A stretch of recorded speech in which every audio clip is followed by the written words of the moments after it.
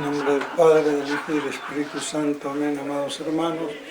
En nuestro Señor Jesucristo nos encontramos en el segundo domingo después de Pascua, el domingo del Divino Pastor. Aunque normalmente se traduce por buen pastor, pero como dice el padre Castellani, en griego dice kalos y no ágatos. Kalos, que es hermoso, hermoso y no simplemente bondadoso o bueno. Y este evangelio del divino pastor, porque a eso se refiere, si vemos bien, la hermosura, no que sea una hermosura de reina de belleza, sino una hermosura como cuando uno dice algo precioso, valioso y hasta divino. Y aquí entonces sí se ve la connotación y la sutileza del término en griego hermoso, como algo precioso. Así como los mayas tenían el quetzal como símbolo de algo precioso y valioso, a tal punto que de ahí viene Quetzalcóatl, la serpiente emplumada o serpiente preciosa, porque el quetzal con sus plumas era considerado como algo precioso, y entonces de ahí Quetzalcóatl, la serpiente emplumada, que vendría a ser el gemelo precioso. Y de ahí viene coate también, que lo usan mucho los mexicanos, como amigazo o amiguete o lo que fuera. Entonces, esa connotación que no hay que perder de preciosura en la hermosura de la divinidad, porque en realidad es el único pastor divino. Los demás somos pastores de medio pelo, de medio punto, muy bondadosos, y muy bondadosos si tenemos cara de artista, como algunos, pero el pastor precioso, divino, es nuestro Señor, único y por antonomasia. Entonces, de ahí que el buen pastor queda incluido en esa acepción de divino pastor. Y por eso se contrarresta con el mercenario que le interesa la merced, el provecho, el salario, la paga, el interés. No son suyas las ovejas, las manipula, las utiliza, y cuando las ve en peligro ni las defiende, las abandona y las deja. Por eso el buen pastor da la vida por sus ovejas. Y hay que tener presente que nuestro Señor aquí compara que no solamente Él conoce a sus ovejas y sus ovejas le conocen a Él, sino que lo compara y hace una alusión con el mismo conocimiento que Él tiene del Padre y que el Padre tiene de Él. Hay una profundidad misteriosa inconmensurable.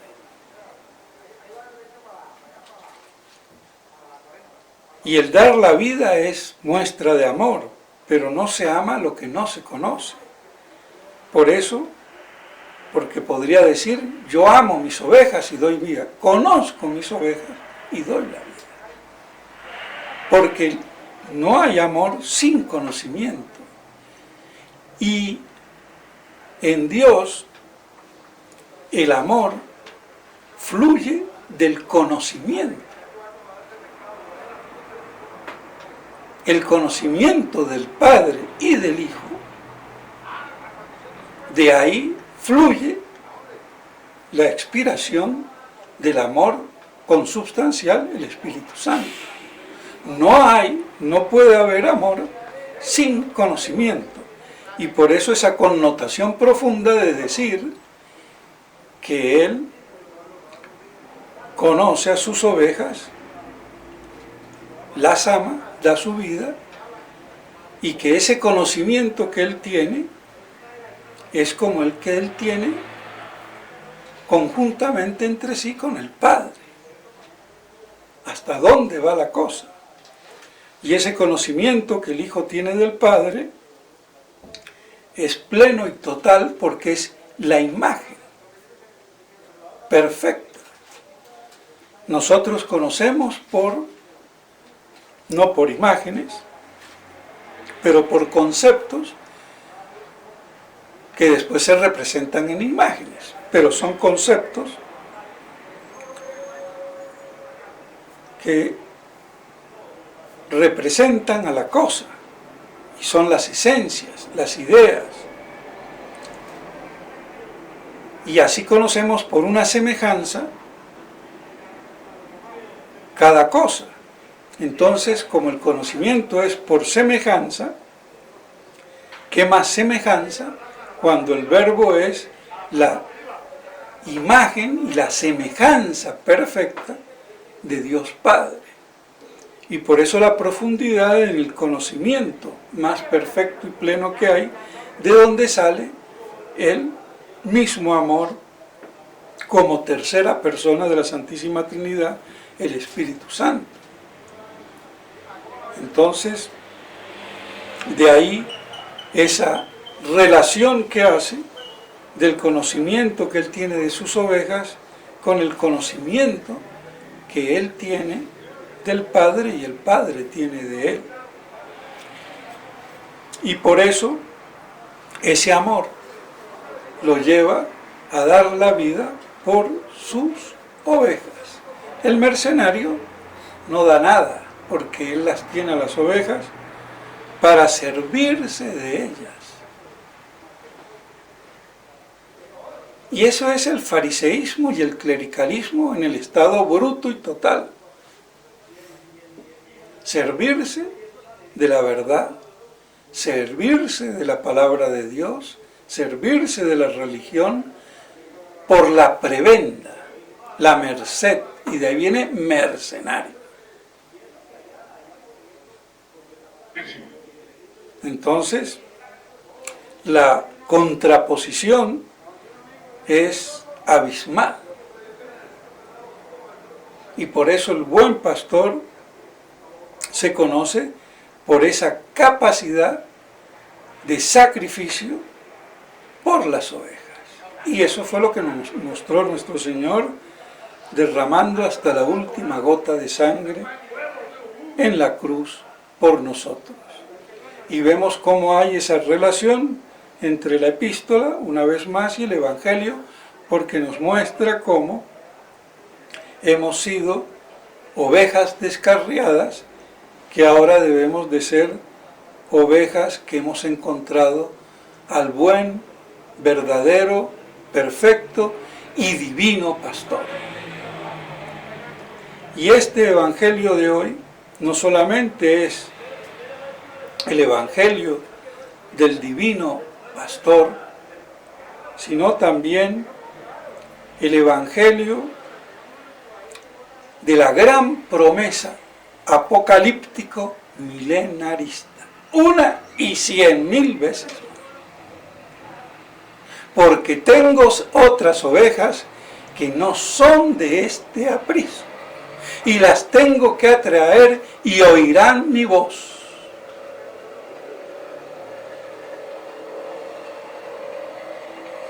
Dice Santo Tomás que los judíos se consideraban las ovejas de Dios. Y al decirle esto, nuestro Señor les está diciendo que tiene otras ovejas fuera de la camada que viene de la descendencia de Abraham por la carne, que es la que forma, en definitiva, el pueblo elegido, el pueblo, los judíos. Entonces le está diciendo muy claramente que hay otras. ¿Quiénes son las otras ovejas? Los gentiles, que son todo el resto. Y se hará, aquí viene la gran promesa, y que sigue siendo una promesa porque nunca dejó de serlo, porque nunca fue un hecho, y una promesa deja de serlo cuando ya se hace un hecho. Te prometo un beso y hasta que no lo dé queda en promesa. Cuando te lo dice, acabó la promesa, te volveré a hacer otra. A ver si me entienden. Entonces sigue siendo la gran promesa que trasunta todas las escrituras. Esa reunión global, mundial,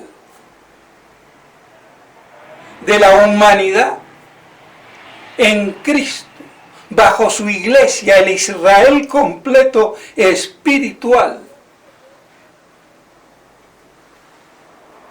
de judíos y gentiles convertidos, formando un solo rebaño bajo un solo pastor. Y es lo más apocalíptico y lo más milenarista que hay, porque no sucederá antes del Apocalipsis, es decir, de la realización del Apocalipsis o revelación de la segunda venida de nuestro Señor, con toda la parte negativa que tiene. Pero la parte positiva es esta, como los dolores de parto. Es parte del alumbramiento, pero se acaban cuando se nace. Pero forma parte. Pero el parto no es el dolor de parto. Tiene que salir el chico, el bebé. Porque si nos quedamos en puro dolor, no hay nada. Y eso es lo que han convertido el Apocalipsis, en un puro dolor de parto que termina en nada. ¿Y qué se pare? Esto. Y si yo quito esto, me quedé con el Apocalipsis para imbéciles, de calamidades, de miserias, de tribulaciones, y la gran guerra si quieren, y la quinta, y la tercera, y la cochinchina de tu tía, pero nos quedamos sin el parto, el bebé, la nueva vida.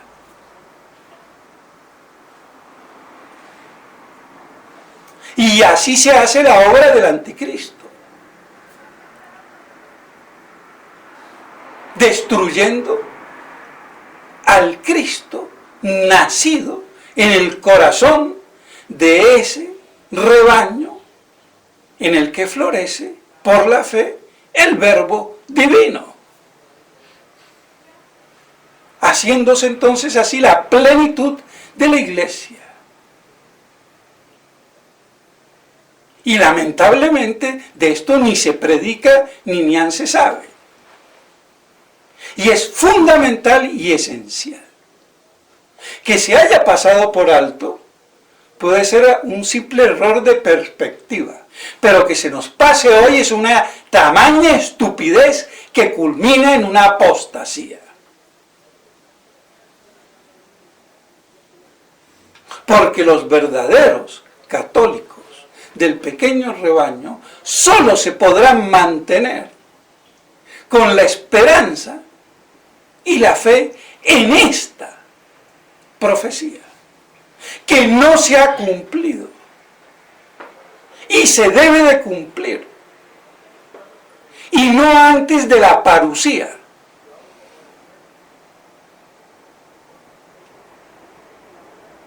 Por eso entonces es apocalíptico y milenarista, porque después de la parusía o con la parusía se inicia el reino mesiánico en esta y sobre esta tierra,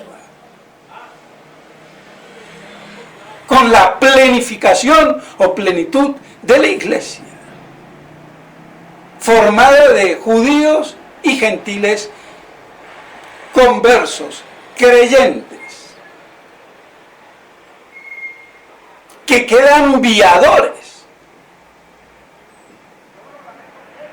carnales, y por eso se reproducen, que no hay que confundir con los resucitados, los redivivos y beatos, ni con los transformados sin ser redivivos, para complicarle la cosa al ignorante. Pero que ambos serán, para complicarlo más, arrebatados.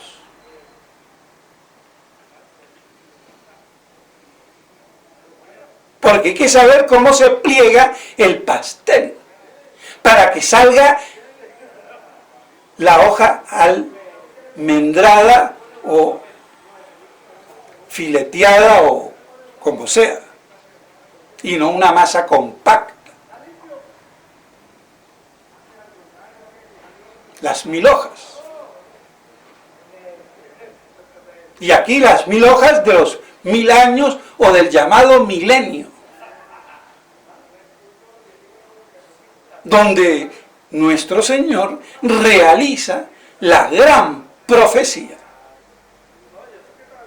que no se ha cumplido hasta ahora y que es el fondo de la solidaridad del mundo y de la paz y de la unión de los hombres. Todo eso está basado, consciente o inconscientemente, en esta promesa.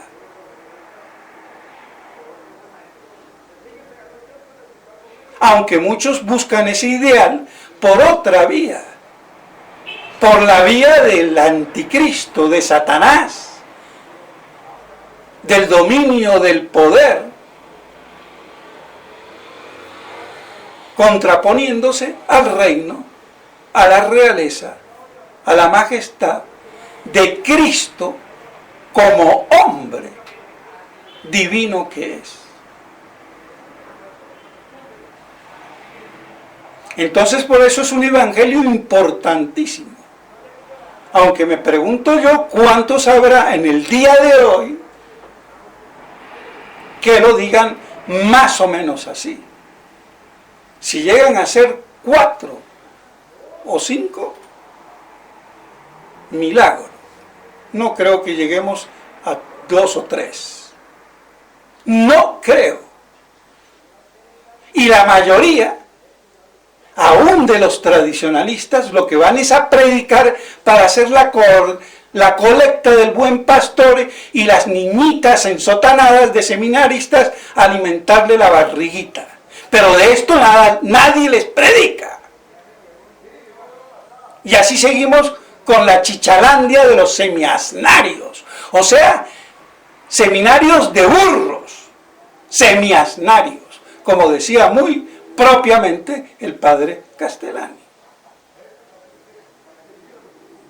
Lo que pasa es que ahí la sabiduría está camuflada, ensotanada, jerarquizada. Y si eso no fuera así, ¿por qué entonces estamos donde estamos? Es que hay mucho clero bruto, comenzando por Roma, que hoy es pagana y apóstata. Y el que lo dude, que se espabile. Entonces, con el domingo de hoy, el domingo por doble título, vemos su importancia por el divino pastor y la gran promesa. Y esa gran promesa es la que sintetiza el Sagrado Corazón, el Inmaculado Corazón, o los dos refundidos en los Sagrados Corazones de Jesús y María. Y así al fin y al cabo, mi corazón inmaculado triunfará. no por el Papa, no por la Iglesia, no por la jerarquía, sino por la venida de Cristo Rey, por su parusía y su reino, que viene a juzgar y a reinar. Pero de eso del juicio hay que también saber distinguir, y no voy a entrar ahora para no alargarme más. Pero sí hay que saber que el atributo primero del rey es juzgar. Y antes de tener los judíos rey, tenían jueces. Y cuando dejaron de ser teocráticos y se volvieron realistas, pidieron un rey, y bueno, ese rey también absorbió la cualidad de juez. O sea, según la institución de Dios, primero se juez que el rey. Porque en definitiva Él es el único rey. Todos los reyes son inventados, que se han hecho. Por eso de la sangre real no existe, es una estupidez para imbéciles.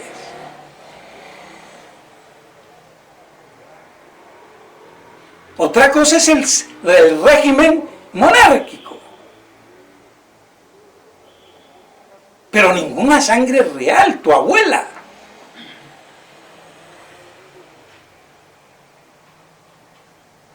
Se hace.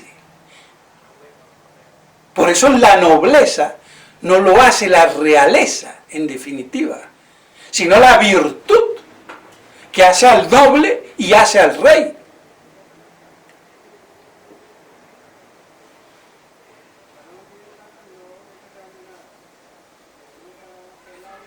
Pero digo estas cosas porque de estas cosas salieron estupideces que llevaron a Inglaterra con un rey apóstata, pero de origen divino la autoridad.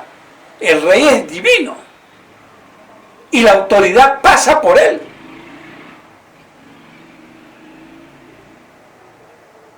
No está en el marco de la sociedad que Dios crea.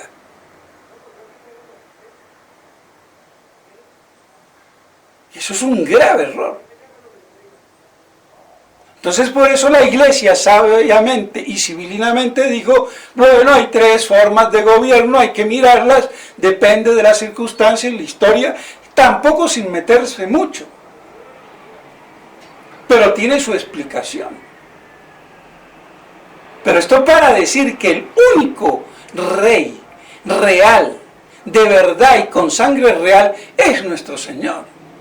Y los demás serán buenos o malos, o fantoches, de acuerdo a si se acercan a lo que Él pide y exige, como mínimo, para fungir como rey.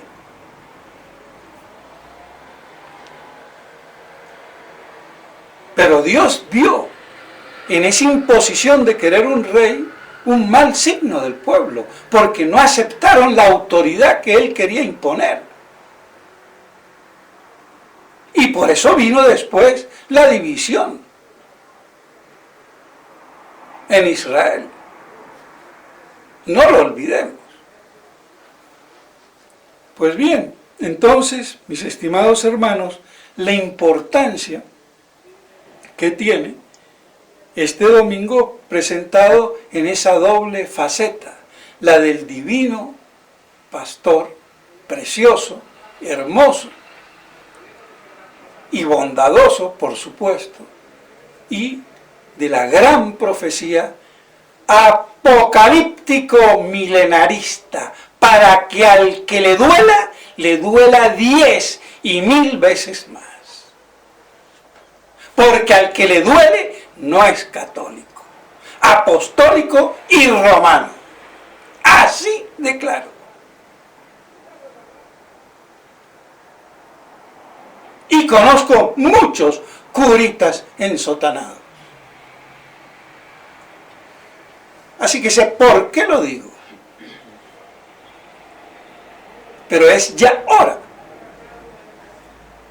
de que aprendamos a hacer más o menos una lectura pasable, con esperanza, y no la destrucción por una óptica que termina siendo todo lo contrario de lo que es el Evangelio de hoy y de lo que es todo el Evangelio y todas las Escrituras. Y por eso esta verdad es la más combativa desde siempre, la más combatida.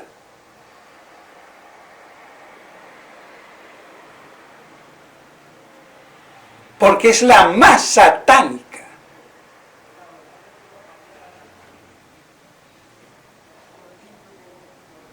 A ver si lo llegamos a entrever, a vislumbrar al menos, para que así veamos la riqueza y nuestro corazón se llene de alegría y de verdadera esperanza, esperando al divino pastor el día de su parucía, cuando sea la hora.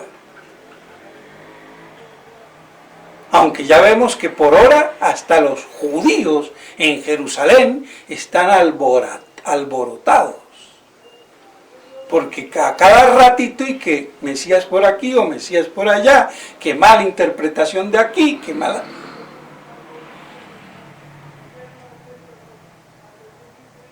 El verdadero Mesías Rey aparecerá como el relámpago que se ve a donde se esté. Pero no lo voy a ver en internet ni en la televisión, ni por los medios de comunicación, porque Cristo no necesita de esa chichalandia. Así de claro. Entonces por eso hay que alegrarnos, porque entre más alborotado se esté, y hay que estar alborotado, porque si yo estoy en el error me tengo que alborotar. Y quizás por eso hay muchos judíos ahora mesiánicos, que creen en el Mesías divino, Rey, pero no creen que es la segunda persona de la Trinidad encarnada. Pero han hecho un paso gigantesco. Creen en Yeshua, Ben David, Mashiach.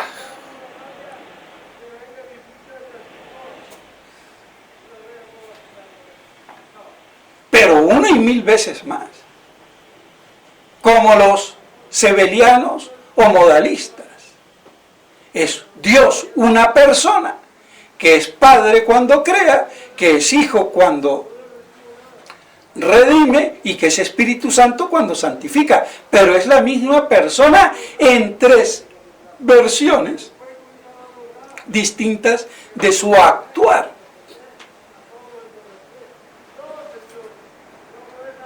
Así de claro y de sencillito. Por eso no hace falta creer que Cristo es el Mesías, ni que es Rey, ni que es Dios, sino que además de todo eso, es la segunda persona de la Santísima Trinidad, que es lo que especifica la religión católica, apostólica y romana, fuera de la cual no hay salvación. Un solo Dios en tres personas distintas. Y para que eso nos entre en la cabecita, hay que creer en la verdad revelada. Y por ende, tener la fe. Y punto. Así de sencillo y de complicadísimo. Fácil para el que cree, dificilísimo para el que no creer. Y el que no crea, que reviente, porque va a reventar en toda su eternidad en el infierno. Porque el que crea esto se salva y el que no se condena. Así de claro. No hay tu abuela ni tu tía, ni medias tintas. Sí, sí, no, no. Ser o no ser, pero no a la inglesa Hamlet, que no sabía si iba o si venía.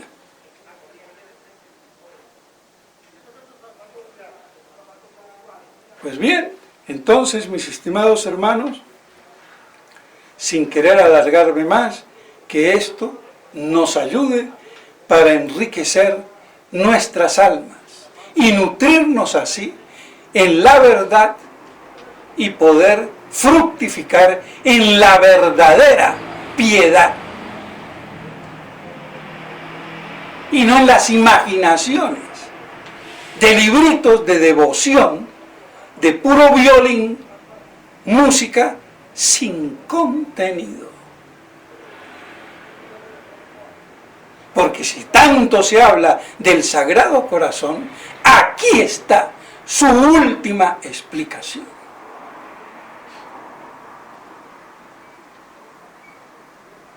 Entonces, que estas cosas nos ayuden para que podamos tener más fe, más esperanza y, sobre todo, más caridad. En nombre del Padre, del Hijo y del Espíritu Santo. Amén.